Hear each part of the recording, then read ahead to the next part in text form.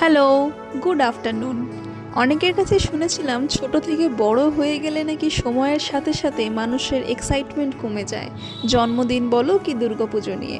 তবে আমার ক্ষেত্রে বিষয়টা একদমই অন্যরকম। ছোটবেলায় আমি আমার জন্মদিন, দুর্গাপুজোর কেনাকাটা নিয়ে যেমন এক্সাইটেড থাকতাম, এখনও অবধি সেই এক্সাইটমেন্টে আমার এতটুকুও চিড় পড়েনি।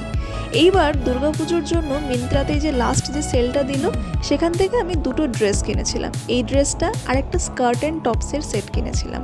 আর যে শাড়িটা দেখলে সেটা একটা দিদির থেকে কিনেছিলাম।